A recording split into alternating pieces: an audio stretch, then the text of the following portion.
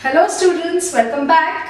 So let's continue with our first chapter, Fundamentals for Partnership, class 12. आज की video में बेटा हम करने जा रहे हैं How to calculate interest in drawings. So let's continue.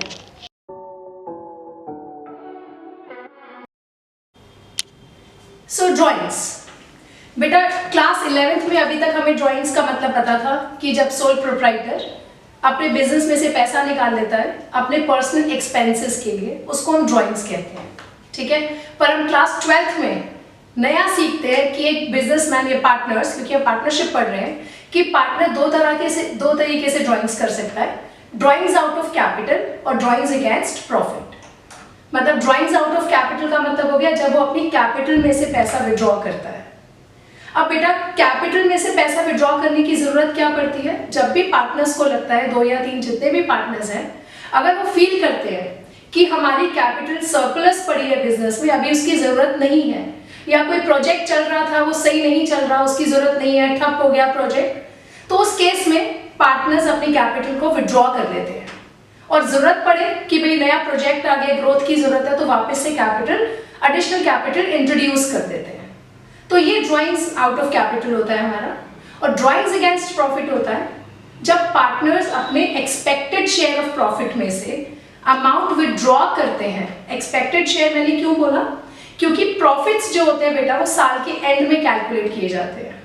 अब पार्टनर्स पूरा साल वेट तो नहीं करेगा कि कब प्रॉफिट निकलेगा, कब मैं अपने घर खर्च के लिए पैसा निकालूंगा। तो जनरली जो पार्टनर्स हैं अपने एक्सपेक्टेड शेयर, जो उनका एक्सपेक्टेड शेयर है प्रॉफिट का, उसमें से पैसा विड्रॉ करते हैं जब पार्टनर्स घर के खर्चे के लिए फॉर पर्सनल एक्सपेंसेस, उसको हम ड्राइंग्स अगेंस्ट प्रॉफिट कहते हैं। तो जो हम इंटरेस्ट ऑन ड्राइंग्स कैलकुलेट करने जा रहे हैं बेटा, वो होती है हमारी drawings out of capital, not drawings out of capital, drawings out of profit में से, ठीक है। Drawings out of capital is not considered for calculating interest on drawings. Drawings against profit is considered for calculating interest on drawings, ठीक है। चलिए बेटा हम सीख लेते हैं how to calculate interest on drawing.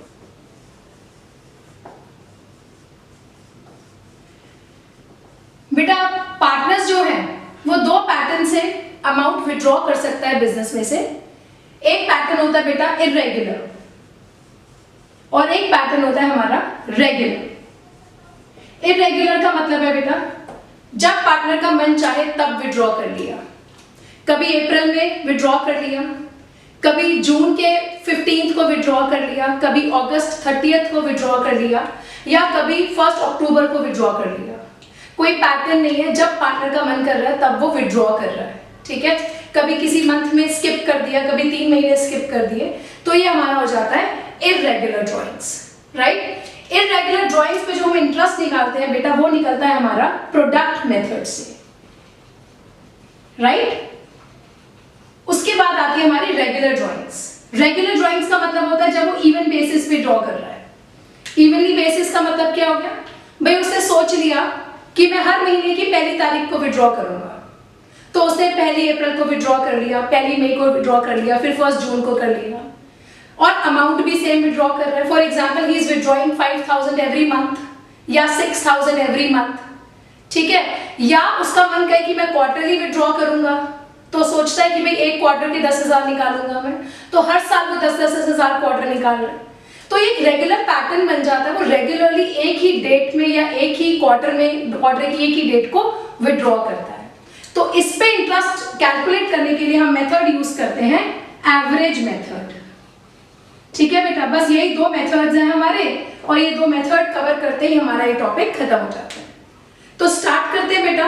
पहले हम स्टार्ट करेंगे इर्रेगुलर मेथड से, प्रोडक्ट मेथड से। एक एग्जांपल के साथ समझाती हूं बेटा मैं आपको प्रोडक्ट मेथड। फॉर एग्जांपल बेटा मैं ये डेट्स है हमारी और ये अमाउंट है, ठीक है। एक पार्टनर है ए हमारा, उसने 1 मई को कोई अमाउंट विड्रॉ करा, फॉर एग्जांपल 2000 विड्रॉ कर लिए, ठीक है। फिर सीधा उसने कहा कि मैं तो 1 जून को करूंगा, ठीक है जी, 5000 कर लिए। अब उसने सीधा 30 सितंबर को विड्रॉ कर लिए 6000, राइट।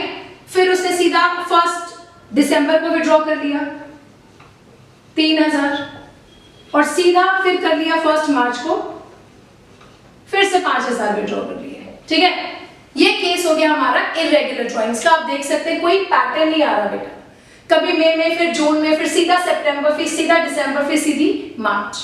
तो इस ऐसी जगह पे हम यूज करते हैं प्रोडक्ट मेथड। अब आपको क्या करना है बेटा, इस मेथड में आपको एक और कॉलम बनाना है, नंबर ऑफ मंथ्स लेफ्ट। ठीक है, और यहां पे हम निकाल देंगे टोटल ड्रॉइंग्स। ठीक है, चलिए अब आपको देखना बेटा, उसने 1 मई को विड्रॉ करा। ठीक है, 1 मई को वो विड्रॉ कर रहा है। अब हम देखेंगे ईयर एंड कब होता है, 31 मार्च को। अब हम देखेंगे कि 1 मई के बाद 31 मार्च तक कितने मंथ्स रह गए। तो देखा जाए तो 12 में से एक अप्रैल का मंथ ही तो निकला बेटा, तो मई से लेके मार्च तक रह गए 11 महीने। ठीक है, मई को इंक्लूड करेंगे क्योंकि 1 मई को उसने विड्रॉ करा है, तो पूरे मई का भी इंटरेस्ट उसको पे करना पड़ेगा। तो ये हो गया हमारा 11 मंथ्स। उसके बाद वो जून में कर रहा है। अब जून से लगा के 31 लगाओ, कितने 31 मार्च तक कितने रह गए, हमारे रह गए 10 मंथ्स। 30 सितंबर के बाद इस केस में बेटा हम सितंबर को इंक्लूड नहीं करेंगे क्योंकि वो विड्रॉ कर रहे हैं 30 को। तो अब कितने मंथ्स रह गए बेटा, अक्टूबर, नवंबर, दिसंबर, जैन, फेब, मार्च, तो 6 मंथ्स रह गए हमारे। ठीक है, अब ये कर रहे हैं 1 दिसंबर को, अब कितने रह गए बेटा, 4 मंथ्स, और 1 मार्च मतलब 1 मंथ। तो ये हमने नंबर ऑफ मंथ्स निकाल लिए बेटा। अब हम इन दोनों का प्रोडक्ट निकालेंगे, इन सब का प्रोडक्ट। एक काम करते हैं, इसको दे देते हैं कॉलम ए, इसको कॉलम दे देते हैं बी, और ये हो जाएगा हमारा ए इंटू बी। ठीक है, अब आप इसका प्रोडक्ट निकालिए बेटा।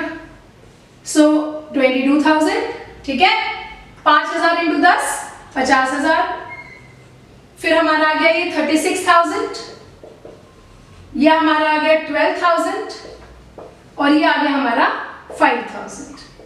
ठीक है बेटा, राइट। अब इसका हम टोटल कर लेते हैं बेटा, कितना टोटल हो गया इसका,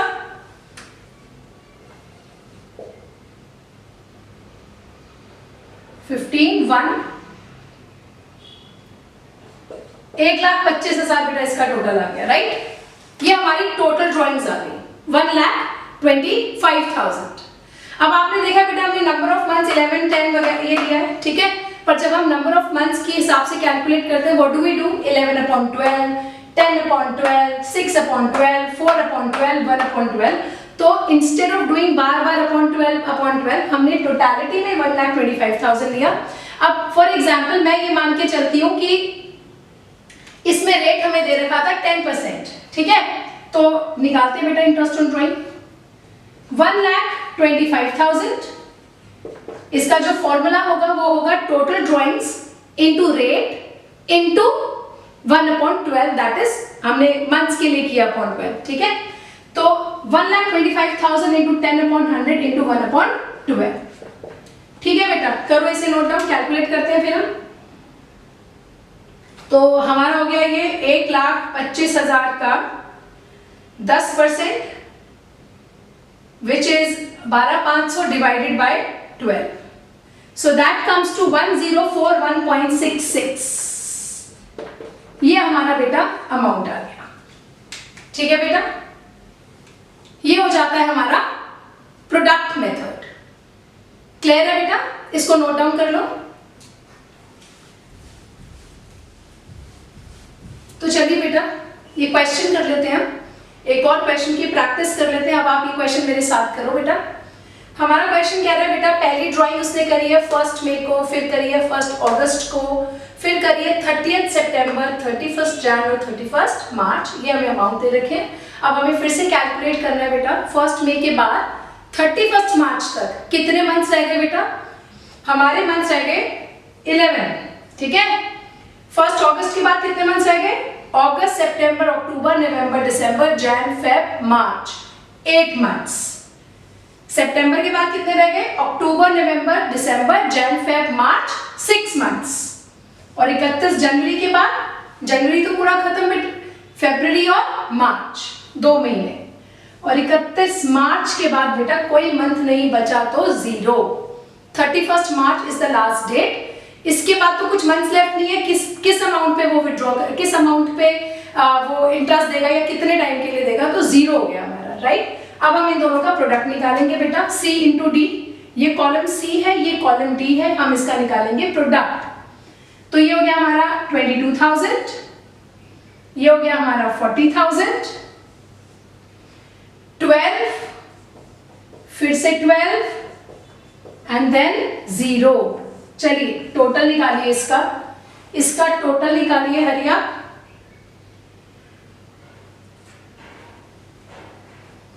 तो हमारा इसका टोटल हो गया 6, उसके बाद 86,000, ठीक है, 86,000 हो गया बेटा, राइट।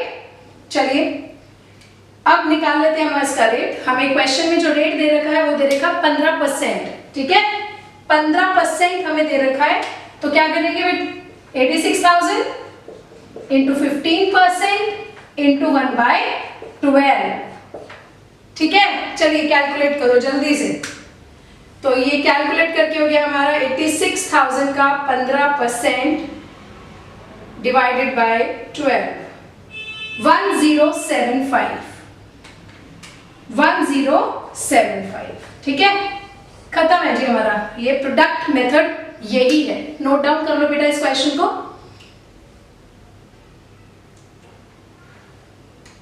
Alright, good. अब बेटा कर लेते हैं हम रेगुलर ड्राइंग्स का, ठीक है। क्या होती है हमारी रेगुलर ड्राइंग्स? मैंने आपको बताया था कि जब पार्टनर रेगुलर ड्राइंग्स करता है, मतलब या तो वो कोई मंथ की डेट चूज कर लेता है और अमाउंट भी सेम रखना चाहता है, तो वो रेगुलर ड्राइंग्स है। रेगुलर ड्राइंग्स की बेटा हमारी 3 सिचुएशन हो सकती है। एक सिचुएशन हो सकती है बेटा मंथली, मतलब कोई पार्टनर कहे मैं तो मंथली विड्रॉ करूंगा, ठीक है। कोई पार्टनर कह सकता है नहीं मैं तो क्वार्टरली विड्रॉ करूंगा, मुझे मंथली की जरूरत नहीं है। और कोई पार्टनर बेटा ड्यूरिंग 6 मंथ्स भी विड्रॉ कर सकता है, ठीक है। मंथली की भी बेटा 3 सिचुएशन है। कोई पार्टनर कहे मैं तो मंथ के बिगिनिंग में विड्रॉ करूंगा, कोई पार्टनर कह सकता है नहीं जी मैं तो मंथ के मिडिल में करूंगा, और कोई एंड में, मतलब किसी पार्टनर ने कहा मैं 1 अप्रैल को करूंगा, कोई कह सकता है नहीं जी मैं 15 अप्रैल को करूंगा, या कोई पार्टनर कह सकता है नहीं मैं 30 अप्रैल को करूंगा। तो इन 3 सिचुएशंस की भी आगे 2-3 और सिचुएशंस और है बेटा। इसी तरीके से क्वार्टरली भी हो सकता है कि कोई कहे कि मैं क्वार्टर के बिगिनिंग में करूंगा, कोई कहे नहीं मैं तो क्वार्टर के मिडिल में करूंगा, या कोई कहे मैं क्वार्टर के एंड में करूंगा। तो ये हमारी सारी डिफरेंट सिचुएशंस है, इनको एक सिचुएशंस को हमने कवर करना है। आप इसको नोट डाउन कर लीजिए, ठीक है। अब इस केस में इंटरेस्ट ऑन ड्राइंग्स निकालने का बेटा फॉर्मूला होता है, हम पहले निकाल लेते हैं टोटल ड्राइंग्स, ठीक है। टोटल ड्राइंग्स का मतलब पूरे साल की ड्राइंग्स निकाल लेते हैं, ठीक है। उसको रेट से मल्टीप्लाई कर देते हैं और इनटू एवरेज पीरियड अपॉन 12, ठीक है। फाइन, टोटल ड्राइंग्स करी इनटू रेट करा इनटू एवरेज पीरियड। अब ये एवरेज पीरियड क्या है, हमें एवरेज पीरियड निकालना सीखना है। जनरली बेटा एवरेज पीरियड करते करते हमें लर्न हो जाता है, but it is better we should know how to calculate the average period. तो हर सिचुएशन का एवरेज पीरियड हमें अलग तरीके से निकालना है, बट फॉर्मूला इज सेम। तो हमारा एवरेज पीरियड क्या कहता है, हमें क्या देखना है कि जब हमने पहली ड्राइंग करी उसके बाद कितने मंथ्स बचे हैं, उसमें प्लस करेंगे लास्ट ड्राइंग, उसके बाद कितने मंथ्स बचे हैं डिवाइडेड बाय 2। ये फॉर्मूला है, स्टैंडर्ड फॉर्मूला है एवरेज पीरियड निकालने का, मतलब months left after first drawing plus months left after last drawing divided by 2। सो इस तरीके से हम निकालते हैं एवरेज पीरियड। जैसे हम सिचुएशन 1 डिस्कस करते हैं बेटा।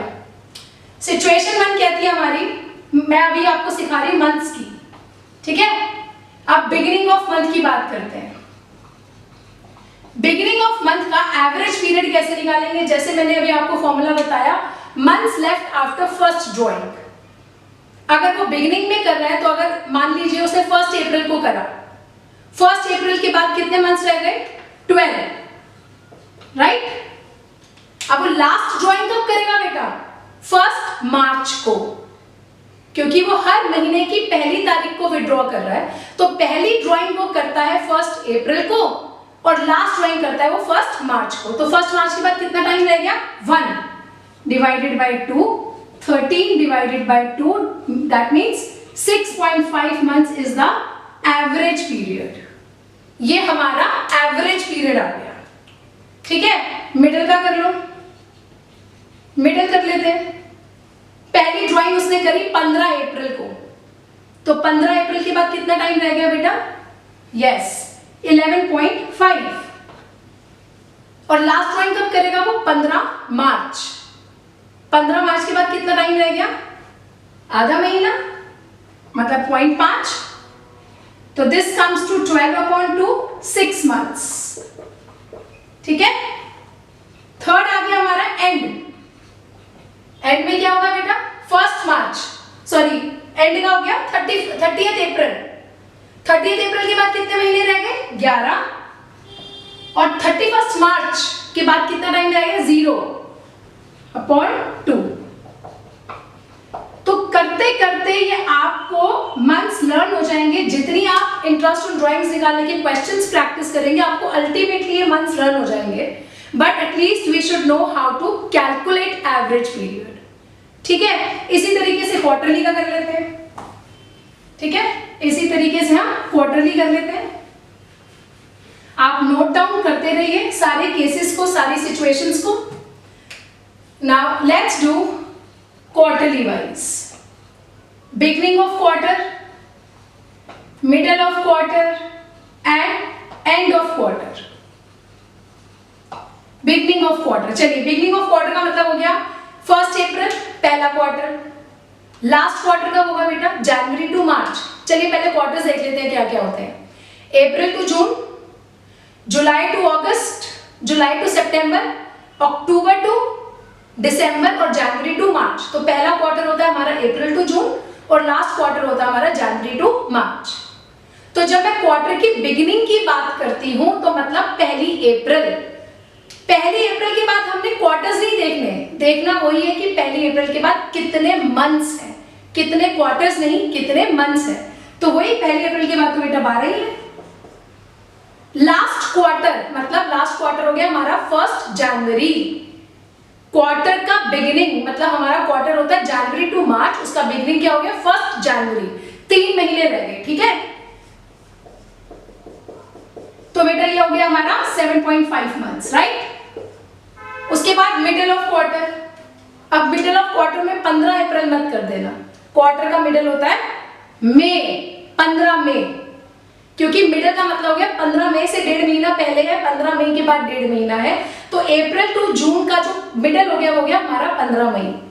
तो 15 मई को हमने पहली ड्राइंग करी, 15 मई के बाद कितने महीने रह गए? कितने रह गए बेटा? 10.5 महीने, राइट।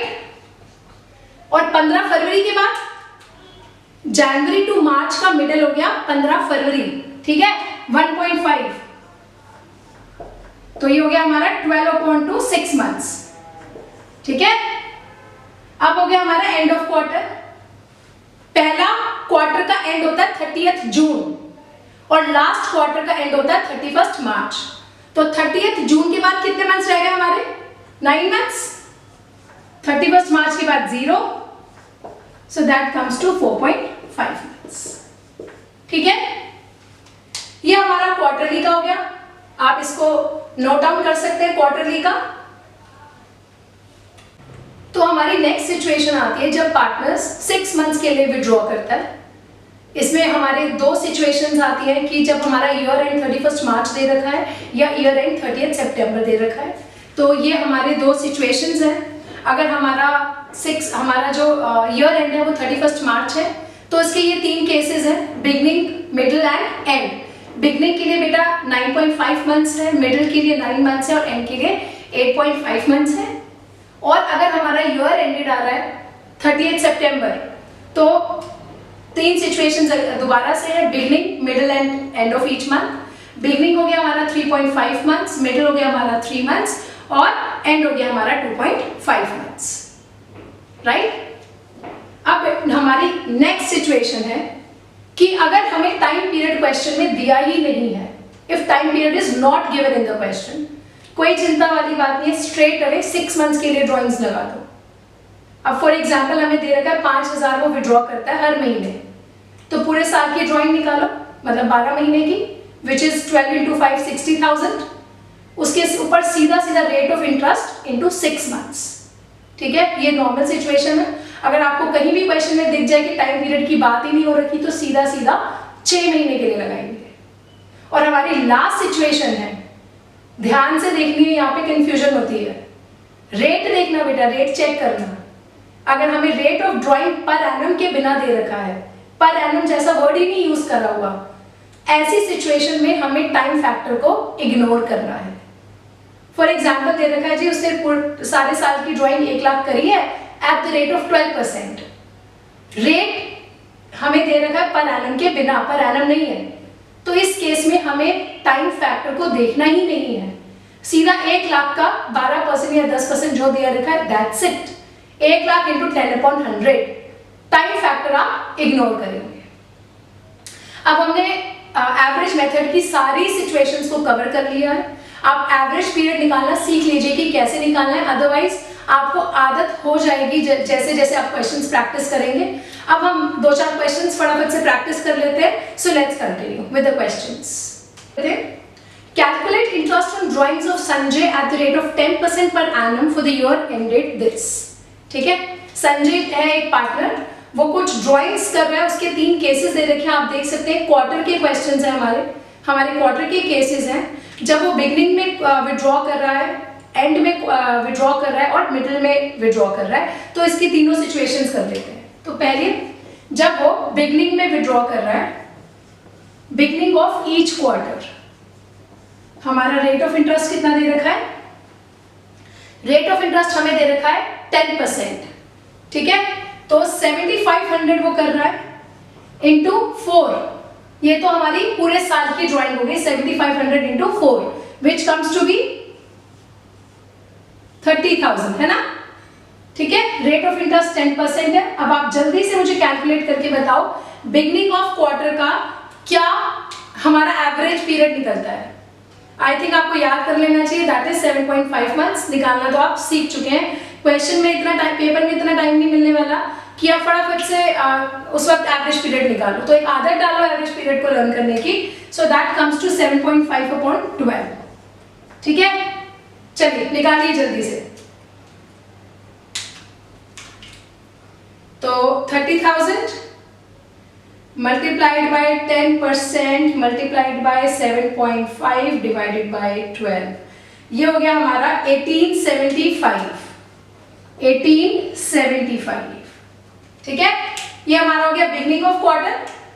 चलिए सेकंड कर लेते हैं, middle of quarter, middle of each quarter, second situation. तो 30,000 इंटू 10%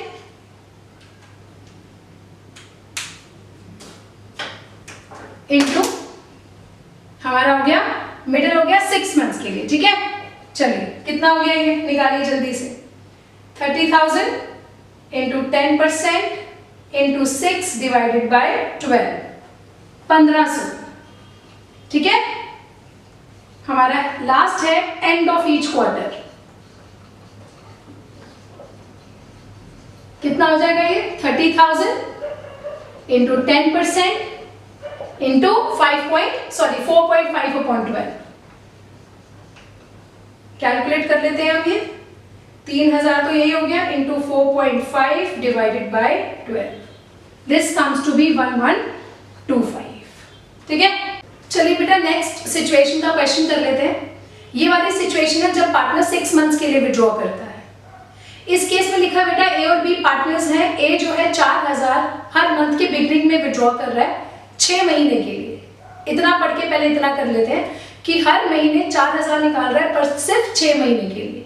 ये वो सिचुएशन है जहाँ पे जो पार्टनर है पूरे साल के लिए ड्रॉइंग नहीं कर रहा, वो सिर्फ 6 महीने के लिए विड्रॉ कर रहा है। तो इसका मतलब हमारी जो टोटल ड्रॉइंग होगी वो कितनी होगी? वो हमारी होगी 4,000 इंटू 6। ठीक है, 24,000 हमारी टोटल ड्रॉइंग्स होगी। इनटू रेट, रेट क्या है हमारा 5%। अब हमें निकालना है एवरेज पीरियड। एवरेज पीरियड कैसे निकालेंगे हम यहाँ पे? मैंने आपको कहा था कि 6 मंथ्स वाले केस में हमें मंथ देखना होता है कि मंथ कब एंड हो रहा है। तो आप देख सकते हैं इसमें लिखा है एंडेड 30th सितंबर, मतलब 30th सितंबर को हमने लास्ट डेट अज्यूम करना है। तो आप देखिए 1 अप्रैल को हमने विड्रॉ करा, ठीक है। उसने क्या कहा है, बिगिनिंग ऑफ एवरी मंथ 1 अप्रैल को वो विड्रॉ कर रहा है। तो 1 अप्रैल से लेके 30th सितंबर के कितने मंथ्स रह गए? 6 मंथ्स, ठीक है। और लास्ट ड्राइंग कब कर रहा है? 1 सितंबर को, 1 मार्च को नहीं, क्योंकि मैंने अभी अभी बताया ये 6 महीने वाला केस है। ये पूरा साल विड्रॉ नहीं कर रहा है, ये सिर्फ 6 महीने के लिए विड्रॉ कर रहा है। तो पहली ड्राइंग उसने 1 अप्रैल को करी होगी और लास्ट ड्राइंग 1 सितंबर को। तो 1 सितंबर के बाद कितना टाइम बचा? 30th सितंबर तक 1 मंथ। तो हमारा ये आ गया 3.5, हमारा एवरेज पीरियड 3.5 आ गया, ठीक है। चलिए अमाउंट कैलकुलेट कर लेते हैं। तो हमारा होता है 24,000 into 5% into 3.5 divided by 12 which comes to 350। 350 बेटा हमारा ये आंसर हो गया। बस मेन इस क्वेश्चन में आपको ये देखना था कि हमारा जो मंथ है वो कब एंड हो रहा है। अगर मैं इसी क्वेश्चन में बेटा थोड़े से पहले आप इसको नोट डाउन कर लो, इसी क्वेश्चन में मैं चेंजेस ले आती हूँ।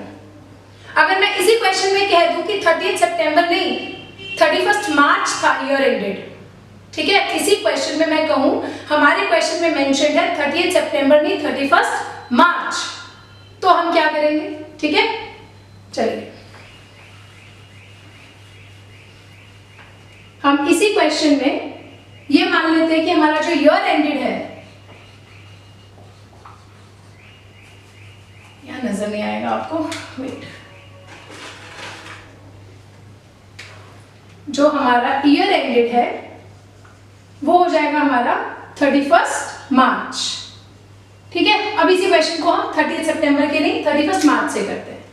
तो ड्राइंग्स तो सेम है बेटा, 24,000 into 5% into average period upon 12। अब एवरेज पीरियड निकाल लेते हैं, एवरेज पीरियड निकाल लो। पहली ड्राइंग हमने करी होगी 1 अप्रैल को, ठीक है, 1 अप्रैल। उसके बाद अब हमने कब देखना है 31st मार्च तक, तो 1 अप्रैल के बाद 31st मार्च तक बच गए 12 महीने, ठीक। लास्ट ड्राइंग हमने करी है 1 सितंबर को, केस तो बेटा 6 महीने वाला ही है, वो 6 महीने के लिए ही विड्रॉ कर रहा है। तो लास्ट ड्राइंग उसकी 1 सितंबर को हो गई। अब 1 सितंबर के बाद मंथ्स गिनो, सितंबर, अक्टूबर, नवंबर, दिसंबर, जन, Feb, March, 7 months, 7 months, right? So 19/2 which comes to 9.5, which comes to 9.5। तो हमारा जो एवरेज पीरियड आ गया वो आ गया 9.5। ये दूसरी सिचुएशन है, मैंने अभी आपको 2 सिचुएशन समझाई थी, एक क्वेश्चन पहले करा दी और एक ही हमारा दूसरा क्वेश्चन हो गया। कैलकुलेट कर लेते हैं, हमारा आंसर आ गया 24,000 into 5% into 9.5 divided by 12 which comes to 950। तो हमारी जो इंटरेस्ट ऑन ड्राइंग्स हो गई 950, ठीक है। सो बेटा इसी के साथ हमारा calculation of interest on drawings खत्म होता है। आज के लिए इतना ही। अगली क्लास में हम पास्ट एडजस्टमेंट्स शुरू करने जा रहे हैं, जो कि बहुत इंपॉर्टेंट टॉपिक है इस चैप्टर के लिए। तब तक goodbye and stay safe, stay happy. Thank you.